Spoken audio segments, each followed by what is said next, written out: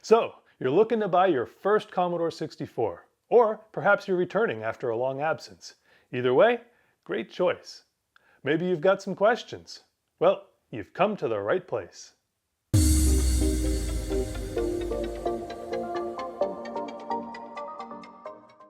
Congratulations, you're making an excellent decision. The Commodore 64 is an amazing 8-bit home computer with a long history that's still being written. It has a vast catalog of hardware add-ons and software titles, with new releases arriving almost daily. There has never been a better time to be a 64 enthusiast. Today, we'll try and answer some of the most commonly asked questions from new owners. How to get up and running, add-ons to consider, what to look out for, and a lot more. Fair warning, there's simply too much to cover in a reasonable amount of time, so I'll be sticking to the basics and drawing from my experiences as a North American C64 user. Feel free to use the chapter bookmarks to skip to the information you need and check out the links to the videos and products mentioned in the description. Are you ready? All right, let's jump right in.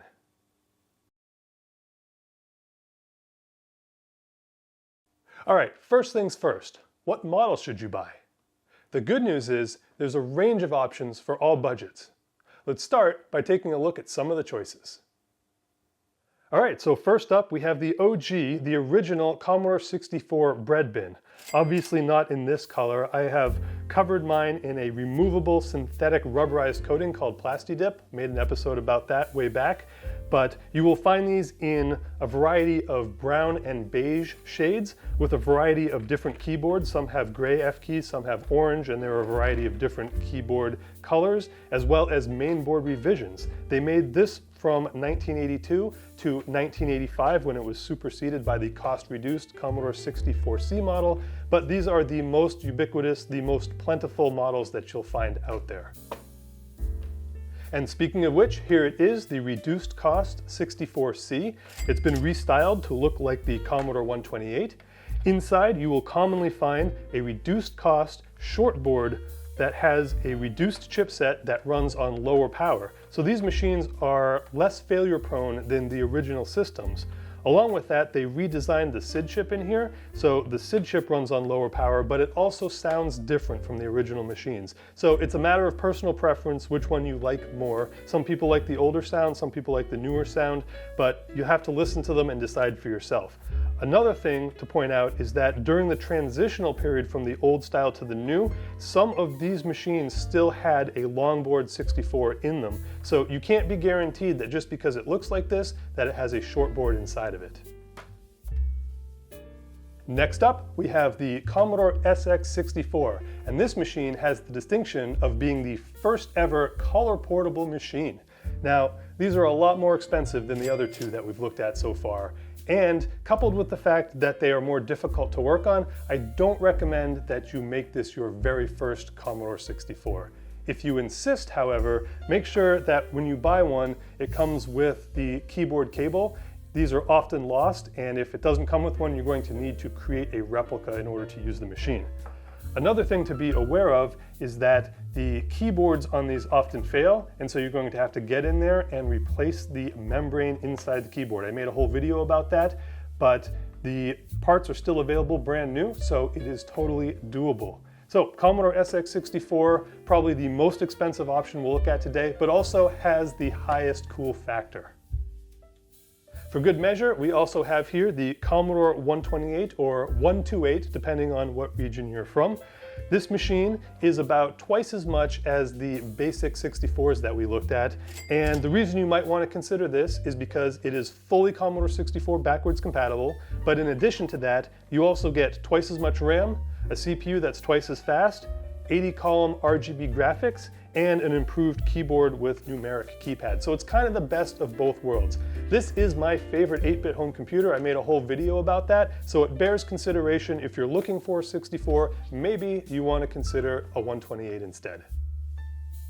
And finally, for good measure, we have the Commodore 128D. Now this is the same as the flat 128 that we looked at, except it's now in a desktop form factor, so you can put a monitor on top of it. It also has a built-in 1571 disk drive here. These are more expensive than the flat 128s, but sometimes you can get a good deal on them. Now one thing to consider is that if you want to use a modern storage solution as drive 8, then this disk drive will get in the way and you have to kind of go inside and work around it to reassign the drive ID on this, but it can be done. It's not a showstopper. One other thing to consider is that often 128Ds are sold without their matching keyboard, and if you try to buy a loose keyboard, often these will cost as much as a whole Commodore 64 by themselves. So try and find a good deal on one that comes with its keyboard if you can, if you want a 128 and you really want to have the 128D. Honestly, I prefer the flat model myself, but some people like the form factor and the convenience of having the built-in disk drive. So you have choices. So what about replicas, emulation, and modern recreations? Well, we'll talk about these a little bit later on. All right, before we move on, let's talk about the machines that aren't Commodore 64s, starting with the Commodore PET and the VIC-20. Now both of these machines came out before the 64, and while they share a similar 6502 based processor, they are otherwise not compatible at all and will not run Commodore 64 software. Next up, we've got the Commodore MAX machine, or MAX, which was sold exclusively in Japan. This is kind of the direct predecessor to the 64, and it has the same CPU, VIC, and SID chip, and it will run games only on cartridge. Thing is, it has less memory and a different kernel, and so it cannot run Commodore 64 software, but the Commodore 64 can run MAX machine cartridges. Moving on, we have the Commodore 64 Game System, or GS. Now this is really Commodore 64 compatible. It's based on the 64C shortboard, and it can run all Commodore 64 game software on cartridge only because it doesn't have a disk interface, a cassette tape interface, or a keyboard. So it's really not a Commodore 64 home computer. Next up, we have the TED series, or the text editors, the 116, the 16, and the +4 as shown here. Now these machines have a similar specification, CPU and RAM, and some of them even look the same as the 64, but they are a completely separate beast. They're incompatible, they do their own thing. Why they exist is a story for another day, but my advice is to stay away from these unless you're interested in a TED machine on its own merits. And finally, we have the next generation machines such as the Amiga and the IBM PC compatibles such as the PC-10, PC-20, and PC-30. These have completely separate architectures. They are not Commodore 64 compatible in any way, shape, or form. All right, so how much should you expect to pay for a Commodore 64, and where's the best place to find them for sale? Gone are the days of the $10 yard sale 64. Figure around $50 for untested or broken machines. eBay, Craigslist, and Facebook Marketplace are all good places to start your search. Expect to pay $100 to $150 for a nicer working example. Fair warning, these machines are 40 years old, so even if it works today, tomorrow might be a different story. You may find a better deal out there if you're patient, but you're also likely to encounter sellers with their heads in the clouds, so shop around.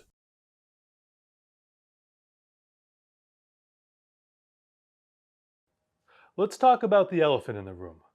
The original Commodore power supplies can be ticking time bombs. It doesn't matter if yours looks like this, or this, or this. There's a small but non-zero chance that the supply could be bad or could go bad in the future. When this happens, one possible failure mode is for unregulated voltage to destroy the chips inside your 64. Replacing the damaged custom ICs can often cost more than the entire machine itself. So, unless you're able to properly test that old Commodore brick, investing in a modern high-quality replacement is good insurance. There are several options when it comes to new power supplies, including models from Ray Carlson, Electroware, and Keylog, among others. I'll put links to these popular choices in the description. I do want to point out that the Commodore 128 power supply does not suffer from the same problem. They are a newer design switch mode power supply and are not known to fail catastrophically, so they are generally considered safe to use.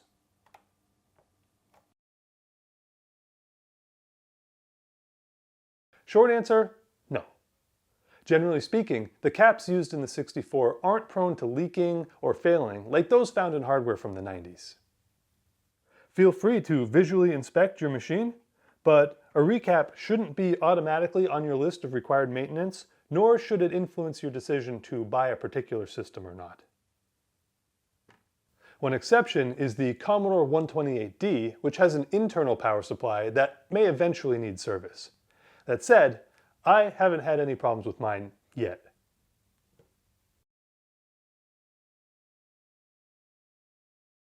All right, now let's take a look at some options for connecting your 64 up to a display. Here on the back of the machine, we can find the two options we have for video output. The first one looks like your typical yellow RCA composite port that you'd find on all kinds of displays, but it isn't. This is actually the RF or radio frequency port. This is what you would use to connect to an old style TV or VCR on channel 3 or 4. It really is the lowest quality option available to us, and it really is best left in the past where it belongs.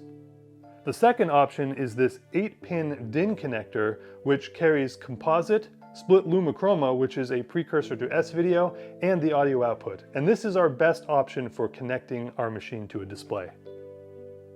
Now we'll take a look at some of these other ports later on, but it's worth mentioning right now that the Commodore 64 does not have any kind of RGB or digital video output capability. It can with modern upgrades, and we'll talk about some of those a little bit later on. I also want to point out that some early bread bin models don't have the 8-pin connector like you see here. They have a 5-pin connector instead, which is similar to the earlier VIC-20. And those 5-pin models do not carry split lumichroma, they only have composite. So something to be aware of. Here's a look at some of the cable options that are available to connect to the 8-pin AV port on the back of your C64. First up, we have the gold standard, the yellow RCA composite connector. And this is what you're going to find on many televisions and computer monitors of the day, and you'll still find a composite input on many flat panels even now. So this is going to be your easy mode, sort of your most compatible option. It's the medium quality. It falls between RF on the low end and S-video split lumichroma on the high end. One thing you'll note is that it only has a single audio connector. That's because the Commodore 64 is only a mono machine. It does not produce stereo sound, and many televisions and computer monitors of the day only had a single speaker, so one audio connection was enough. Next up, we have the split YC cable, which is specifically for use with Commodore monitors. Now, instead of having composite on a single yellow connector, we now have luminance and chrominance on two different connectors. The brightness signal, luma, is on the yellow, and the chrominance or color signal is on the red. Now, this is a precursor to S-video. It's electrically the same, it's just in a different packaging, and it provides a higher quality image than composite alone. Note that this could easily be confused for a composite video with left and right audio because they look the same and those cables do exist, but this is not. This is a split YC cable with mono audio. Here's a variation of the cable we just looked at. This is also a split YC cable for Commodore monitors that have stereo, such as the 1084S. We still have the luminance and chrominance connectors, but now we have a separate left and right audio connector. Because the Commodore 64 is a mono machine, this cable just mirrors the left audio onto the right channel to provide sound out of both speakers. Otherwise, it's the same as the cable we just looked at. And finally, we have Commodore 64 to S-video. And this is still split lumichroma, but now on a standard connector that was very popular in the 90s and 2000s, around the time of Laserdiscs and Super VHS decks. This is another way to get the highest quality video output from your Commodore 64 if you have a television that has an S-video input. Also note that we have composite and left and right audio on this cable, which makes this cable particularly versatile. I picked this one up from the Retro Computer Shack, which makes excellent high quality cables for all of your retro systems and game consoles, so check them out if you need a cable for your Commodore 64 or any other system. Link will be in the description. Not sponsored. Another great option is this little breakout board that connects directly to the back of your Commodore 64, and it provides you with composite, left and right audio, S-video, and an 1/8-inch line-out jack. And so this allows you to use your own cables and connect to whatever display device you want to use.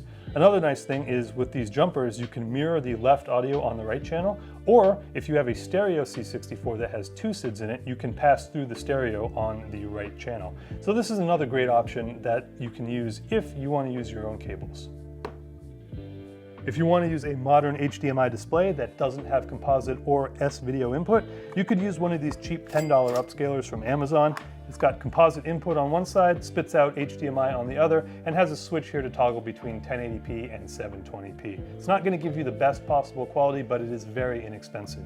Alternatively, you could spring for something like the RetroTink 5X, which will give you the best possible quality and the least latency, but the latest model of RetroTink will cost you north of $300. Now, my personal preference is to use a high-quality CRT monitor like the ones Commodore sold themselves. They are bulky, hard to ship, and prone to failure, so I really have a hard time recommending one. Instead, I suggest you get 2 or maybe 3. Despite the inconvenience, nothing beats seeing 64 graphics the way they were really meant to be experienced.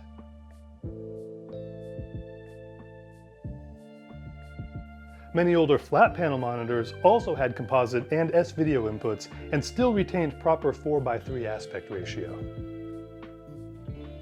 This Dell 2007 FP with S-video and composite is a good option and works well when a CRT just isn't practical.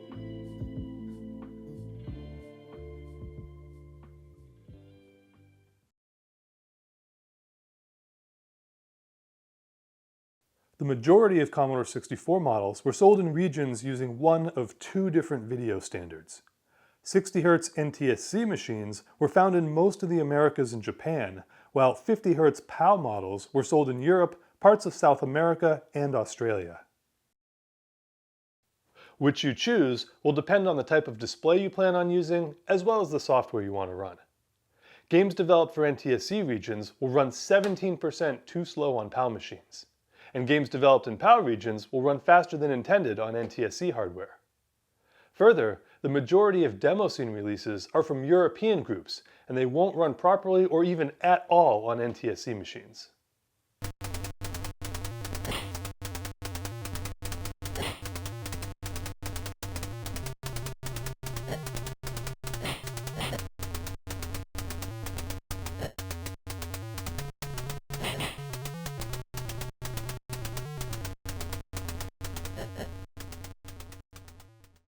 If you're using an older display, it's almost guaranteed that the color decoding logic won't be able to handle the signal from an opposing standard. Here, I've got my PAL Evo 64 connected to an NTSC monitor, which results in a black and white picture. Some TVs may not even be able to handle both 50 and 60 Hz sources at all, and just show garbage or a blank screen. For a long time, televisions and monitors would generally only work with the video standard from the region where they were sold. One exception was high-end professional equipment like the Sony PVM, which can handle NTSC, PAL, and even the French CCAM standard. C64s sold in France use PAL video chips with an additional logic board to convert the output to the CCAM standard, but finding one isn't common. Many modern displays work fine with both NTSC and PAL. This is because a single model is manufactured and sold in many different regions for cost-saving purposes. This inexpensive TCL television has a composite input and works great with both standards. This 10-inch AliExpress monitor has a composite input, supports both NTSC and PAL, and even offers up a proper 4:3 aspect ratio. Its small size makes it convenient for use with real hardware, and it has VGA and HDMI too, so it pairs perfectly with retro PCs and the Mr. FPGA. Now, it is possible to modify your existing machine to go back and forth between the video standards. However, you'll need to swap out your VIC-2 video chip, the crystal oscillator, and move a jumper wire to a different position each and every time you want to make the change. So it's really not something you want to do that often. If you only have room for a single C64 in your house, then consider the FPGA-based Ultimate 64, which can switch back and forth between the two standards instantly with its menu-driven interface. If an original 64 is a must, consider the new VIC-2 Kawari that replaces your longboard's existing video chip with a modern recreation that can operate in either mode with the flick of a switch or through software configuration. Versions are available with native HDMI and VGA output as well.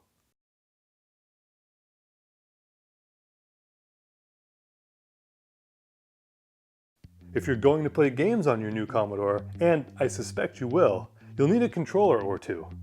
The good news is you've got a lot of options to choose from. Here on the side of the 64, we'll find the two 9-pin control ports, which are used for joysticks, paddles, mice, touchpads, and other input devices. One thing to note is many games use control port 2 by default instead of port 1 because this port causes conflicts with the keyboard. So if your game doesn't work on one port, try the other. Also, be careful not to touch the pins of the control ports with your finger because there's no ESD protection, so static electricity from your finger can fry the complex interface adapter chip inside the machine, which will render your joystick port, keyboard, disk drive, and other things potentially unusable. The 64 uses the common one-button Atari-compatible controllers, of which there is a great variety to choose from, both vintage and modern. Find one that you like. It might be tempting to plug in a Sega Genesis pad because it's got the same 9-pin connector and it will even work to some degree, but don't. Multi-button controllers like this can damage the 64's CIA chip the same way that static discharge can, and you don't want to kill your joystick port. It is safe to use a Genesis pad with an adapter that's made specifically for this purpose, like this 64 JPX here, which allows you to safely connect the Genesis controller and remap some of the extra buttons to things such as up for jump and rapid fire. There are also adapters for use with the Super Nintendo controller, as well as rapid fire modules and port switchers so you don't have to constantly keep plugging and unplugging your joystick all the time. And there are even a few games that support 4 players with an expansion on the rear user port. Commodore 64 software generally requires a keyboard or a joystick. One exception is if you plan to use the GEOS operating system, which benefits greatly from having a mouse. The one to look for is the Commodore 1351, although they didn't sell a ton of these back in the day, and they're getting harder to find and more expensive. The Amiga Tank Mouse looks the same as the 1351, and it even has the same 9-pin connector, but it is not compatible.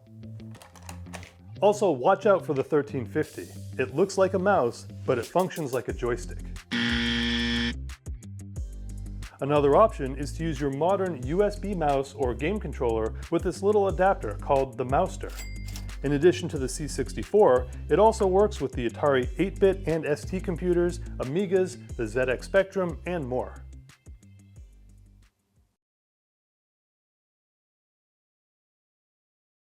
Now that you've got a new power supply and a working display, you're finally ready to start using your new Commodore. Let's take a look at some of the options for getting software loaded on the machine. Here on the back of the 64, there are a number of ports to attach various I/O devices, starting with the user port, which is for modems and other serially attached devices. We'll come back to that one later. Next to that, we have the tape cassette interface for attaching the Commodore data sets. Next to that, we have the IEC serial bus for disk drives and printers. And then finally over here we have a general purpose expansion port, which is used for cartridge-based software and other attachments like RAM expansions, sound and MIDI interfaces, high-speed serial devices, CPU accelerators, and much more.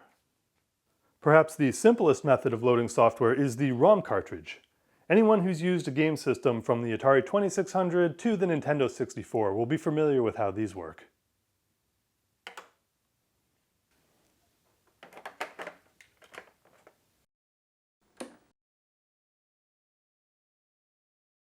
Cartridges originally came only in 8 and 16 KB sizes, so the games were fairly limited. Later cartridge formats expanded on this by implementing bank switching, allowing for more complex games, some as large as a full megabyte.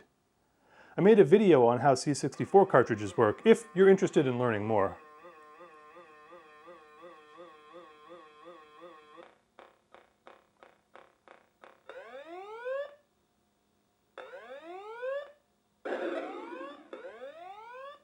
In this day and age, we are absolutely spoiled for choice when it comes to multi-cartridges that can fit entire software catalogs on an SD card or a thumb drive.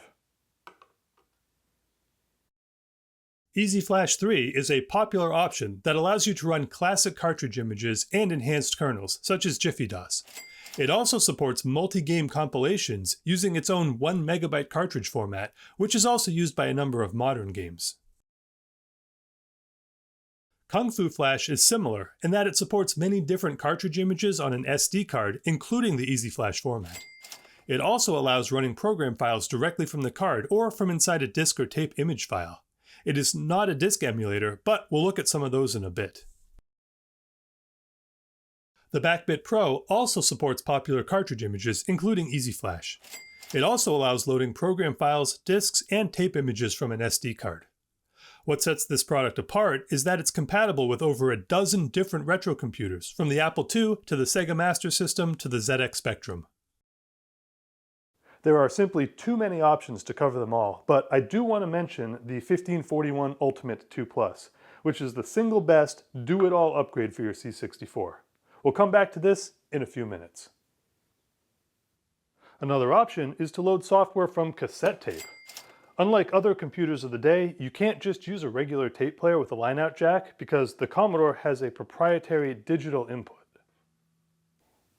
These weren't as popular in the US as they were in Europe, and I never used one back in the day.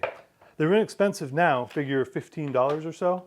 Try one out if you want the experience, but otherwise there are better options available.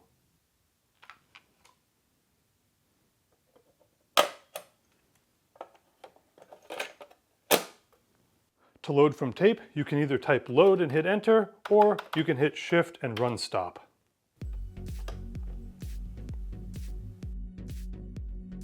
And now we wait, and wait, and wait. Something to keep in mind is the C2N dataset has a belt-driven mechanism, so if you do buy one used on eBay, you may need to change that belt before it'll work. After several minutes have passed, the loading is now complete, and we can begin to be disappointed with our budget software title.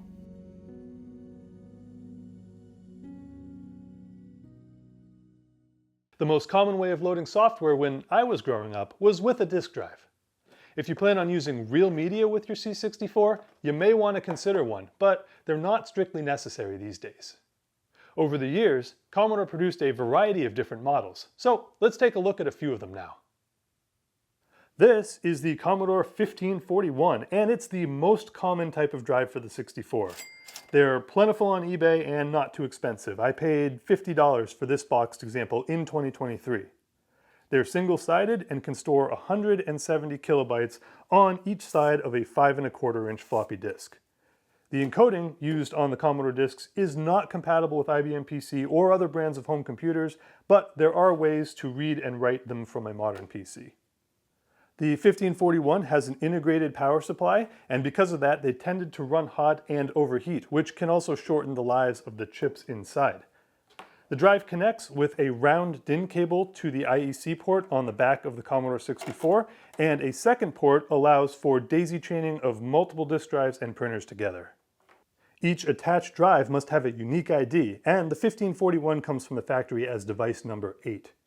To use a second or third drive, it's necessary to open up the case and cut or bridge pads on the circuit board to select device ID 9, 10, or 11.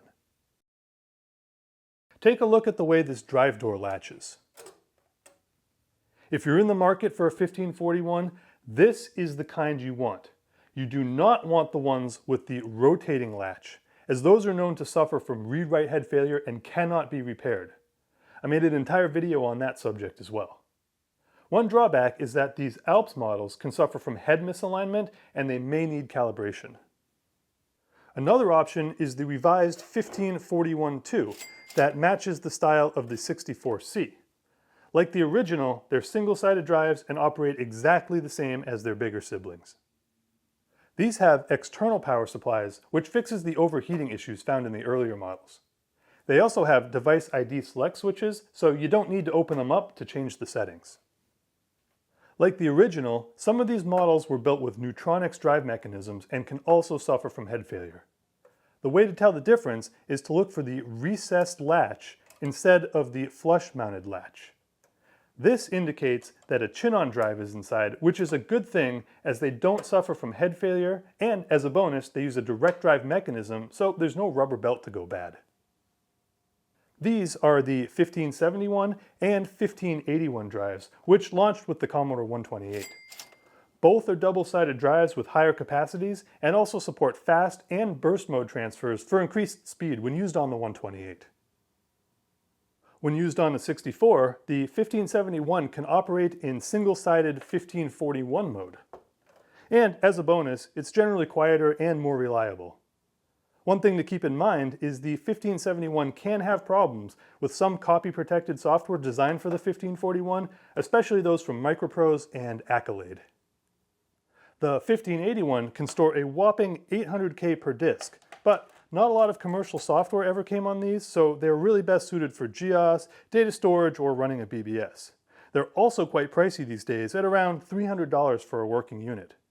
I built this replica with brand new parts in a separate video for about half that. Before we move on, there was one more thing I wanted to mention, and that is all of the Commodore drives we looked at today use double density 2D or DD disks, not high density HD disks, and these are becoming increasingly more difficult to find these days. The reason you don't want to use HD disks is because they are manufactured using materials with a higher coercivity than the Commodore read-write heads can provide. So while they may work temporarily, any data you write to an HD disk will probably be lost over time. If you want to display the contents of a disk, the command to use is load, double quotes, the string, which represents the directory of the disk, and then (8), where the digit represents the device ID, 8 being the default for the first disk drive on the system. A small basic program will then be constructed in memory, overwriting any other program that's currently there, and if we type list, we can now see the contents of the disk where we have a program called hello that takes up 1 block of storage space. Now, if we want to load that basic program, the command again is load with hello instead of string, but in this case we'll use L-Shift-O, which is a shortcut to the load command, and we'll type hello, (8). Once again, the (8) represents the device ID to load the basic program from.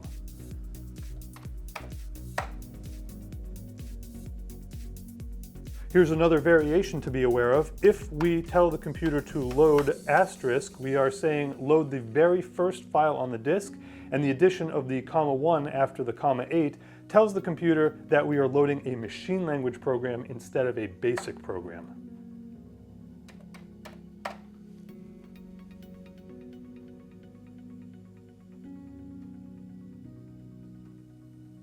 With old-fashioned magnetic media out of the way, let's take a look at a few modern options for mass storage and drive emulation.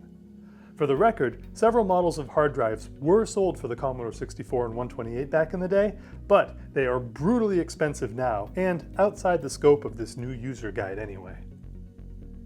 If you have a Raspberry Pi kicking around, perhaps the most cost-effective solution is the Pi 1541.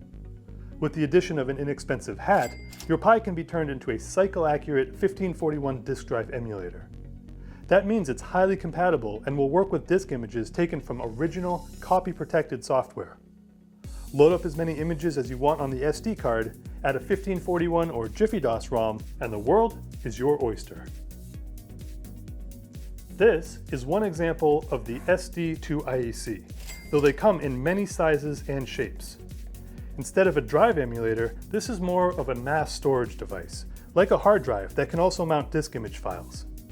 Because it's not a cycle-exact emulator, it will not work with copy-protected software, but that's hardly a problem in 2023.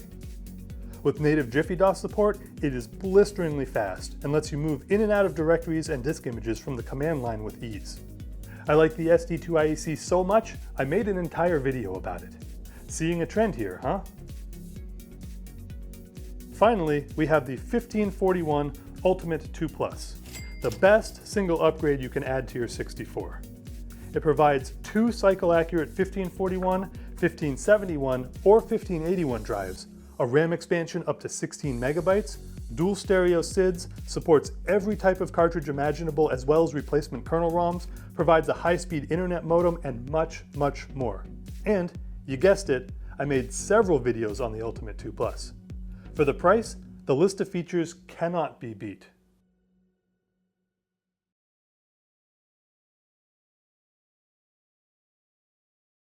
Something I didn't mention before is that the 1541 drive is notorious for being slow. Really, really slow. A comparable Atari drive is 15 times faster, and the Apple Disk 2 is up to 50 times faster.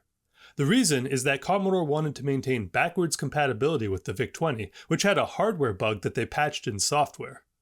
It is possible to speed up the 1541 though, and you'll definitely want to after waiting several minutes for your first game to load.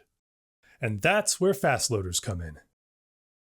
One solution is to boot the machine up with a cartridge that implements more efficient disk routines than the stock kernel.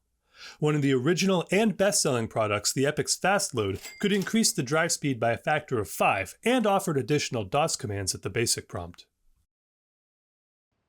Later products, like the Final Cartridge and Super Snapshot, squeezed even more out of the drive with up to a 14-fold speed increase over stock.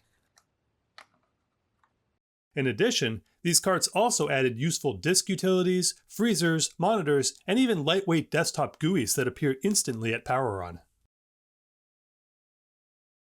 Another approach is something I've already mentioned, and that's Jiffy DOS, which replaces the computer's original kernel and drive ROMs with an enhanced version. Not only does this provide a huge performance boost, but it also adds dozens of new disk and file commands, as well as useful shortcut keys. It will come as no surprise to you that I made a video about Jiffy DOS, given that it's freaking awesome and all. In that episode, I did some real-world testing, and it took 71 seconds to load a small game on a stock 1541. With Jiffy DOS enabled, that figure was reduced to only 12. That speed was then shattered by the SD2IEC, which normally operates at about the same speed as the disk drive, but with Jiffy DOS enabled took only 3.5 seconds. This is one upgrade I would not want to go without.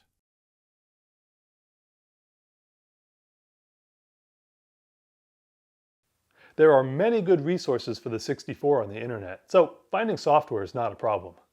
With dozens of new releases every week, keeping up, however, is almost an impossible task.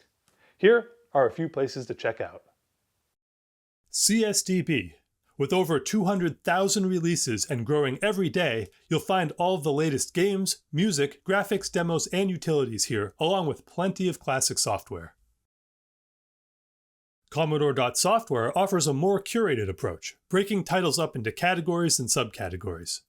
It's more focused on applications and utilities than games and demos, and each title is accompanied by a short description. TOSEC, the Old School Emulation Center, is an initiative dedicated to cataloging and preservation that covers over 280 different computer and video game platforms. The Commodore 64 collection is available on the Internet Archive and contains over 134,000 games, demos, and more. itch.io is an online store where you'll find modern-day Commodore games at reasonable prices. Many titles are also free, or you can pay what you want. Some of the best games for the platform have been made in recent years, and you'll find a lot of them right here. Protovision designs and publishes modern games both as digital downloads and as boxed editions.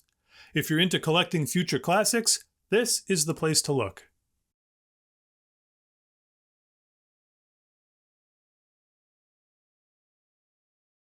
Wi-Fi devices such as the Y modem allow you to connect your Commodore to the internet. Once online, you can dial up to Telnet BBSs, download the latest releases, chat and play online games, and lots more. Heck, there's even a ChatGPT client now. Period services such as Quantum Link and Habitat have been revived here in the present, so you can experience what being online was like in the days before the World Wide Web. Guess what? Yep, I made a video. This is a Commodore RAM expansion unit. The REU can provide up to 16 megabytes of high-speed memory that can be used as a RAM drive, for fast disk copying, or to vastly speed up the GEOS experience. They're very expensive these days, so you may want to consider an Ultimate 2 Plus instead. The RAD expansion unit is a new open source project that uses a Raspberry Pi to emulate an REU. You can build one yourself or buy one pre-made, then add your own Pi. The hardware has potential to gain additional features in the future thanks to its software-defined nature. The REU is also used by a number of recent games, such as Sonic, where the high-speed DMA controller allows for super fast scrolling that wouldn't be otherwise possible.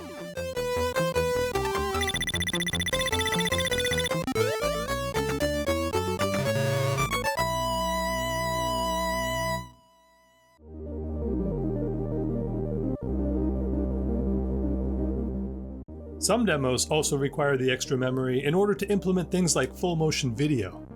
Honestly, it's kind of a novelty, but I enjoy seeing how far developers are able to push the original hardware's limits. Guess what? Wrong, I made 2 videos.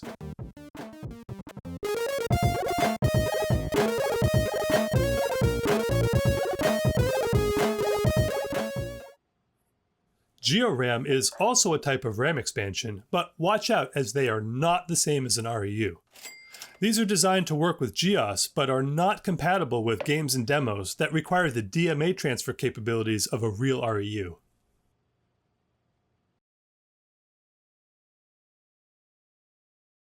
So what about replicas, emulation, and modern recreations? Well, we'll talk about these right now. There are many good ways to enjoy the C64 with or without 40-year-old hardware. The popular Vice emulator is available for all major operating systems and has every feature you could possibly want. NTSC or PAL, all types of media, it can even emulate hard drives and the Super CPU accelerator. I use Vice extensively for testing and when making videos, and believe it should be part of every enthusiast's toolkit. The Mr. FPGA is one of my favorite retro gadgets. Not only does it accurately emulate the hardware of hundreds of computers, game consoles, and arcade systems, but the underlying project continues to thrive with new cores and features arriving every week. The C64 core has most of the features you could ask for, and as a bonus, you can even hook up real Commodore drives and printers to it. Not only that, but the Mr. produces crystal clear RGB output for CRTs, as well as scaled HDMI. The 64 has never looked so good. If you're not really into messing around with old hardware, analog displays, or complex configurations, then you're in luck. Modern replicas like the 64 let you plug into your TV and start playing right away. 64 games come already loaded, and adding your own with a USB stick is a snap. The machine supports NTSC, PAL, an REU, and can even run in VIC-20 mode. If you want to build your own Commodore 64 from scratch, you've got options. So many options. If authenticity is your thing, there are exact replicas like the 60 clone and BWAC's open source 250407 board. If you'd like a few quality of life improvements that take the original design and bring it into the 21st century, there are enhanced and upgraded boards like the Reloaded Mark II and the ICS64 that you might want to consider. If you're an audio enthusiast who wants the highest quality stereo SID music, check out the Evo 64 with its vacuum tube-based preamps. I made an entire video on that too. And finally, if you want a fully FPGA-based solution with all the bells and whistles that can still be used with real hardware, there's the Turbo Chameleon and the Ultimate 64.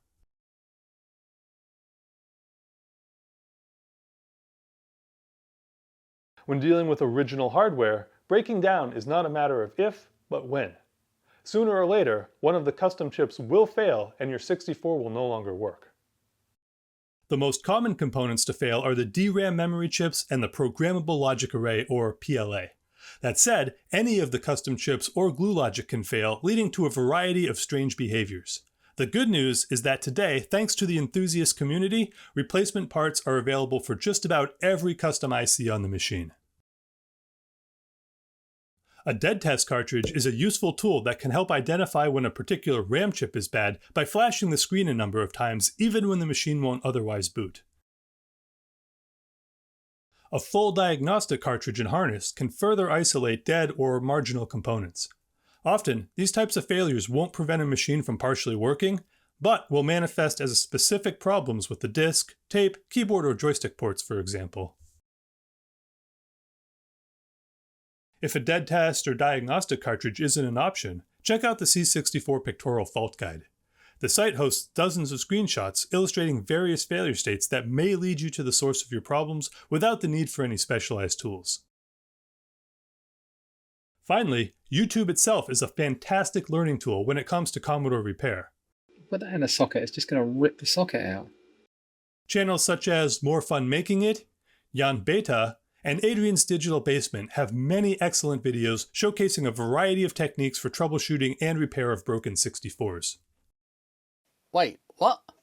I don't know what I'm doing.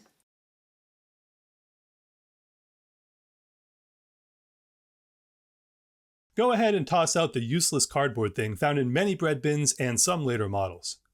The RF shield on many 64Cs also doubles as a keyboard bracket, so you'll need to keep it unless you buy or 3D print a replacement bracket instead.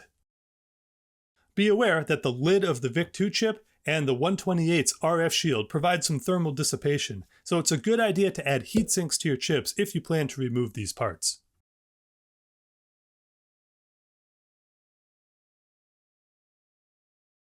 There are too many Commodore communities on the internet to keep track of, but the Lemon 64 forum is well established and has many old hats that can help. Also check out the Everything 64 Discord, r/64 on Reddit, and Atari Age. Phew, that's a lot to process all at once. I hope this guide was helpful for new or returning Commodore enthusiasts to get started and navigate around some common pitfalls. Again, there's just way too much to cover everything, so apologies if I missed something important. If you found this guide useful, please consider subscribing. Videos like this take between 60 and 80 hours to produce and only earn about $1 per hour from YouTube ad revenue. If you'd like to support what we do here, please consider Patreon or channel membership to get early access as well as exclusive content. I hope you enjoyed this bit. Thank you so much for watching, and see you next time on Retro Bits.